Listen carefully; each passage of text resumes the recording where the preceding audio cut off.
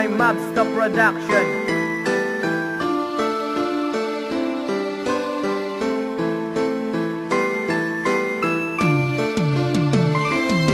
Marami na akong kasalanan, marami nang dapat bayaran. Sa aking buhay tanging siya lang ang nag-iisang sandalan. Sa problemang pasang ko mula sa aking buhay, tanging ina ko ang aking nakakaramay. Kaso di ko sinunod ang lahat ng kanyang payo. Natutong uminom, bumarkad at manigarilyo. Lahat ng mga yan naranasan sa aking pagsuway. Sa aking magulang na hangarin gumanda ang aking buhay. Pero sobra na ito dahil nadadama ko na sa mga ginagawa ko'y parang ako'y nag-iiba. Salamat sa Panginoon dahil muli kong natanaw ang liwanag sa aking puso ay nag-uumapaw. Dahil sa'yo aking ama ay aking nakambal, kaya lubos-lubos kitang pasasalamatan. At kaya mo ring magbago at iyon ay matitiyak. Patatawarin ka niya dahil ika'y ganyang anak.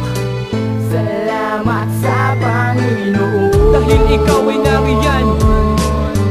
Dahil ikaw ay nariyan, di mo ko pinabayaan at ako ay ginabayaan. Sa aking tabi aking ama, di mo ako pinabayaan.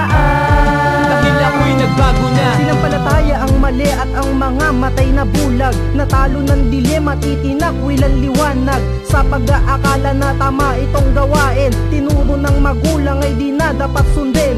Tumalas na ang pangil at humaba na ang sungay. Naglaho na pag-asa at terible na ang buhay. Magbabago pa kaya gayon landas ay naligaw.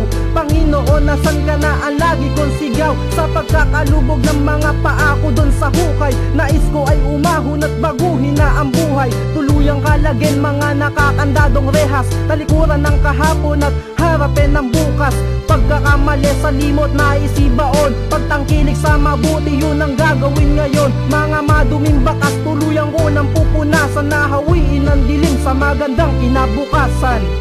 Salamat sa Panginoon dahil ikaw